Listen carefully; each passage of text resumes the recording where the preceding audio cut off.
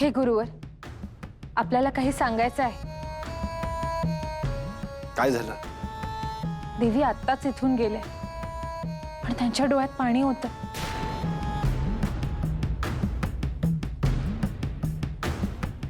मैनावतीने असे दुःखी होणं योग्य नाही.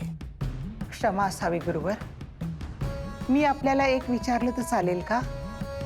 तुम्हाला जे विचारायचं असेल ते तुम्ही विचारा. देवी इतक्या दुःखी झाल्या आहेत, तुमच्यामध्ये काही झालंय का? मैनावतीला विवाह करायची इच्छा आहे आणि त्यासाठी मी होकारही दिला.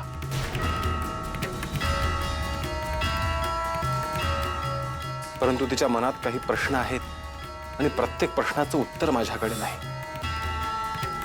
गुरुवर, पण मग यावर काही उपाय आहे का? या सगळ्यावर काळ हे एकमेव उत्तर आहे.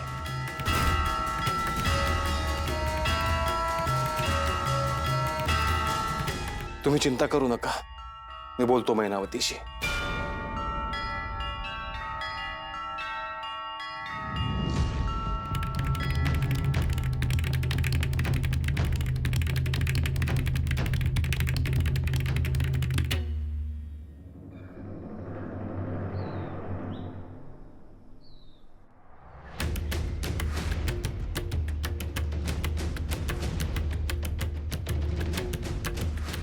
काय झालं ग?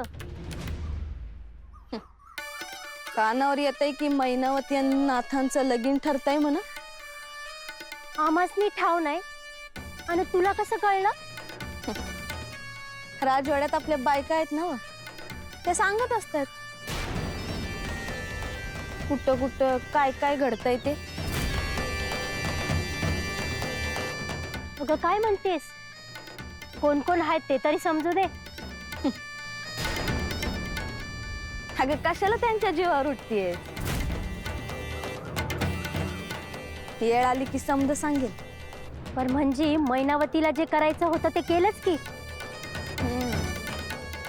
सध्या समदे डाव तिच्या बाजूने पडतात, पर एक ना एक दिवस आपली पण येळ येईलच की.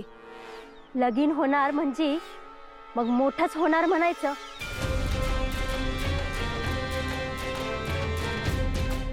लगीन होईल तेव्हा होईल, तर त्याआधी आपल्याला काहीतरी केलं पाहिजे. अगं आपण काय करणार? ती मैनावती आहे राजवाड्यात आणि आपण आहे बाहेर. इथं बसून बी समज करता येतंय. निर्धर बघ काय होतंय ते. तू करशील ग बाई, तुला पाहिजे ते, पण जरा जपून. त्या मैनावतीच्या बायका बी फिरत असतात इकडं तिकडं मागोवा काढीत. म्या नाही घाबरत कुणाला. अगं काय करणार आहेस ते तरी सांग.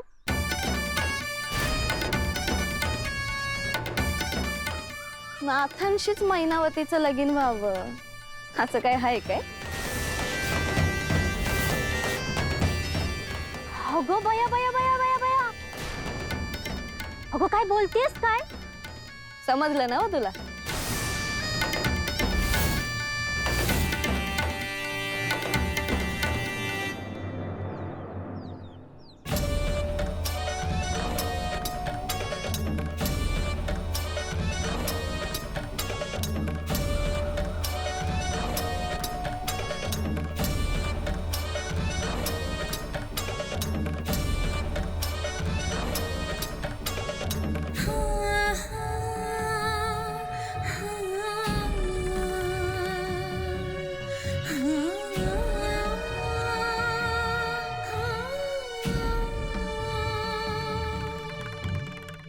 मैनावती, मला तुझ्याशी बोलायचं आहे.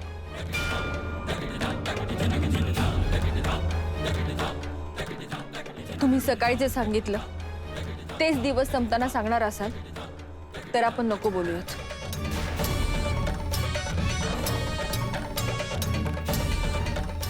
तुझे रागावली आहेस ते पहिल्यांदा थांबव. कारण रागात असताना माणूस योग्य विचार करू शकत नाही. तुम्ही काय सांगणार आहात?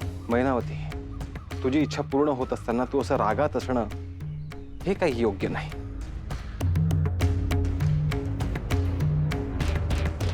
प्रेमाशिवाय हा विवाह होणार असेल, मी आग्रह धरते म्हणून हा विवाह होणार असेल, कर्तव्य पूर्ण करायचे म्हणून हा विवाह होणार असेल, तर याला काही अर्थ नाही. मैनावती, प्रेम ही कोणती कृती नव्हे, तर ती अवस्था आहे. एकदा का तुम्ही त्या अवस्थेत पोहोचलात की तुमच्याकडून जे काही घडेल ते केवळ प्रेमामुळेच घडेल. आणि आपण एकत्र येण्याचा उद्देश केवळ विवाह नसून गुरु म्हणून मी तुला ज्ञानापर्यंत घेऊन जाणार आहे.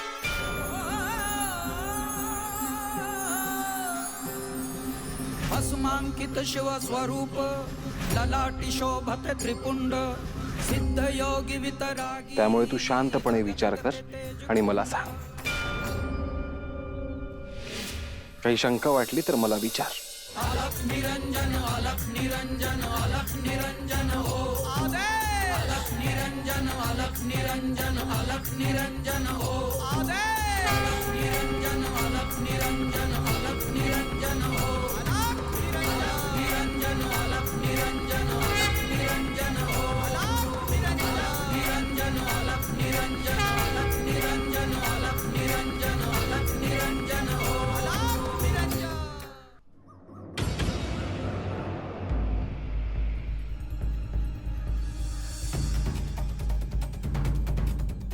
हे बघा, राजवाड्यात जे काय बिघडतंय ते समद मला कळलं पाहिजे.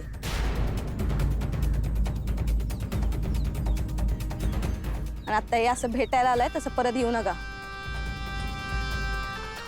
कोणासोबत तरी सांगावा धाडा. आणि कुणाला बी घाबरायचं कारण नाही. तुम्ही भानामतीसने जे काही येऊन सांगताय ते गुपित राहिलं पाहिजे. जा आता, इथं कोणी पाहिलं तर नुसता गोंधळ होईल.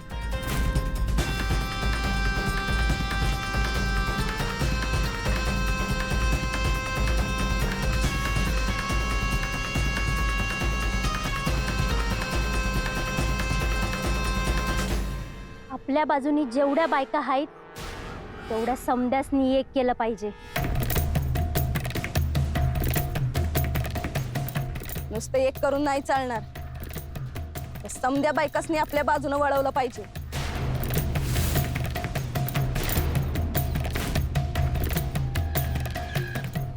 आपली बी ताकद दिसली पाहिजे की त्यासनी.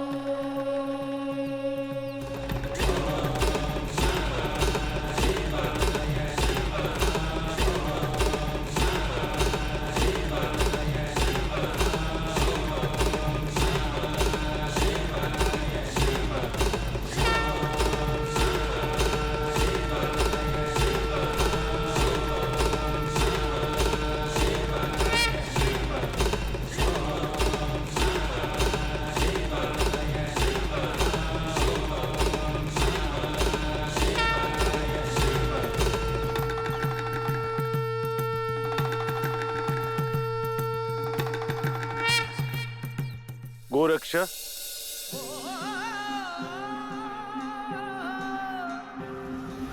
भस्मांकित शिव स्वरूप ललाटी शोभत त्रिपुंड सिद्ध योगी वितरागी धग धगते तेज कुंड.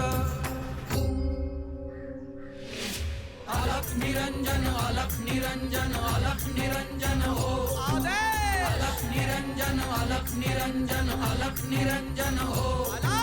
अलख निरंजन अलख निरंजन अलख निरंजन हो आदे. अलख निरंजन अलख निरंजन अलख निरंजन हो.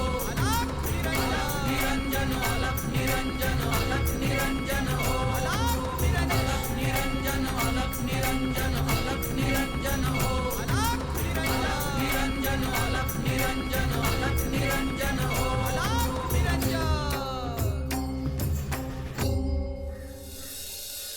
गोरक्ष, मी तुला जी साधना दिली होती ती आता पूर्ण झाली आहे.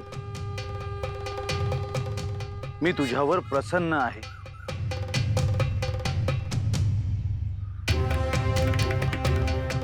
सांग, मी तुला काय देऊ? मी साधना कुठली अपेक्षा ठेवून केली नाही, त्यामुळे मला काहीही नको. त्याची मला कल्पना आहे गोरक्ष, परंतु तरीही तुला काही हवं असेल तर सांग.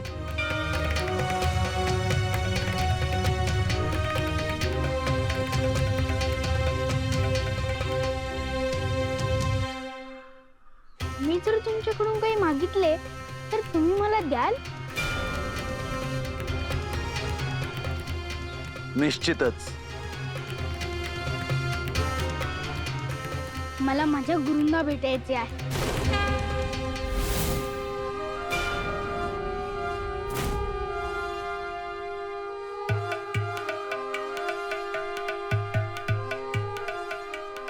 तू हे काय मागितलेस गोरक्ष? मी हे मागायला नको होते का? मी तुला काय आणि कसे सांगू हाच प्रश्न पडला आहे. तू असे काही मागशील याची अपेक्षा मी केली नव्हती. परंतु तुमच्या दृष्टीने ही खूप छोटी गोष्ट आहे. मला माझ्या गुरूंना भेटायला अडचण आहे का? ती भेट तर सहज होऊ शकते. तुला कल्पना नाही गोरक्ष, परंतु तू मला धर्मसंकटात टाकले आहेस.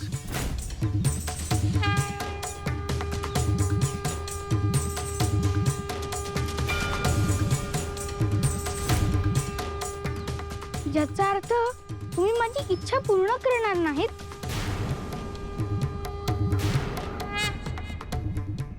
माझ्या मुखातून शब्द गेले आहेत तर ते असत्य कसे होतील? मला तुझी इच्छा पूर्ण करणं भाग आहे. माझ्या गुरूंना मी भेटू नये अशी काय परिस्थिती आहे?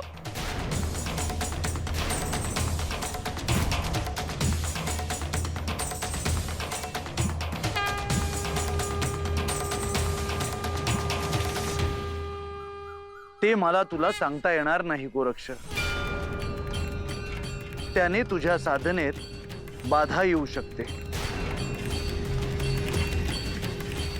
असे असेल तर मला माझ्या गुरूंना भेटायचेच आहे.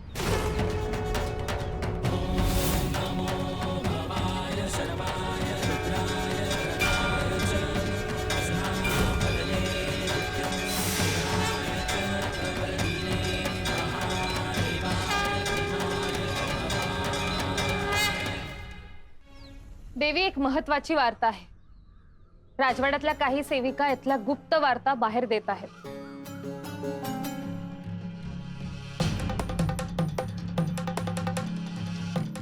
बाहेर म्हणजे भानामतीला का?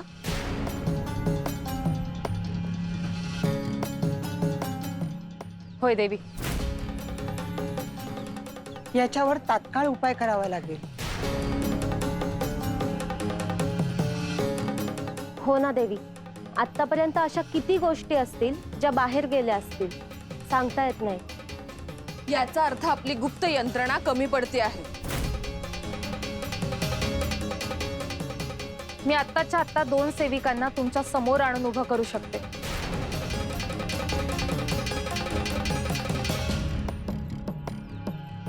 माझ्या माहितीप्रमाणे त्या भानामतीला भेटायला गेल्या आहेत. त्या दोघींना माझ्या समोर उभं करा. हो.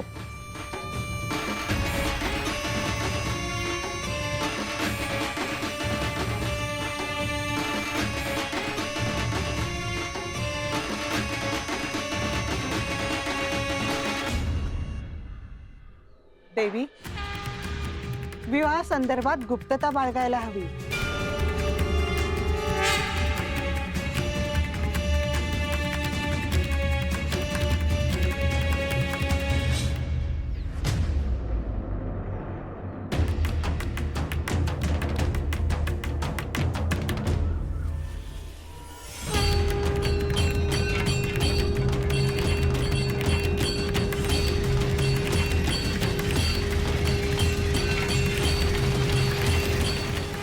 देवी, ह्या दोन्ही सेविका भानामतीशी बोलत होत्या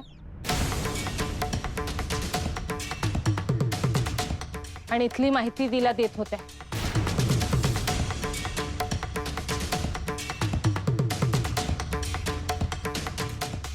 या दोघींना कारागृहात टाका आणि नंतर त्यांची चौकशी करा.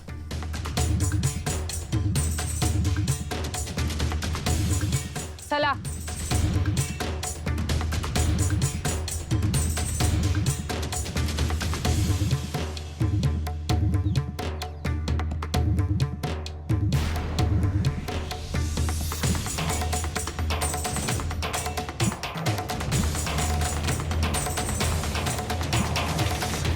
देवी, विवाहाची तिथी निश्चित करून योग्य ती काळजी घ्यायला हवी. शुभ कार्य असलं म्हणजे विघ्न हे येणारच.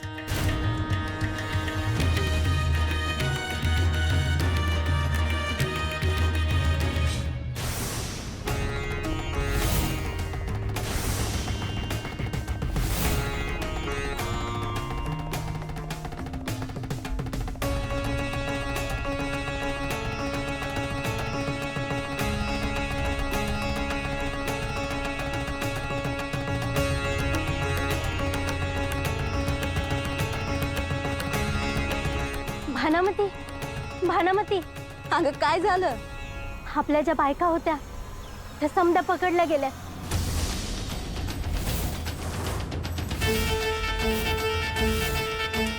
कस काय? आणि त्यासनी काळजी घेता नाही आली वय? आता काय करायचं भानामती?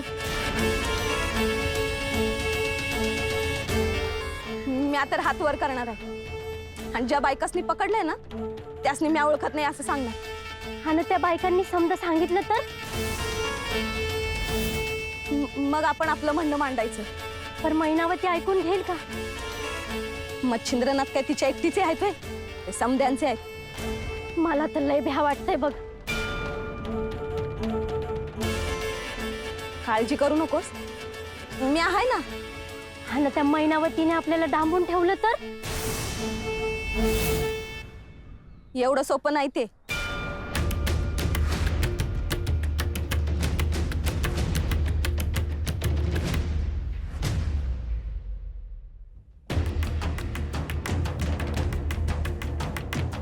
माई, हा? बरं झालं त्या भानामतीची चोरी पकडली गेली. आपण ज्यांना पकडलंय ना त्यांना मी चांगलं ओळखते. त्यांना पाहून असं वाटत नाही की त्या भानामतीला सामील असतील म्हणून. अगं हो माई, पण आता आपल्याला खूप सावध राहायला हवं. राजवाड्यात कोण कोण आपल्या विरोधात आहेत हे सगळं कळायला हवं. त्या दोघींकडून कळणारच आहे ती. हो, पण भानामतीला पकडून आणण्याचे आदेश देवींनी का नाही दिले? हे विसरून चालणार नाही की भानामतीच्या बाजूने खूप स्त्रिया आहेत आणि राजवाड्यात शुभ कार्य असताना आणखीन व्याप नको.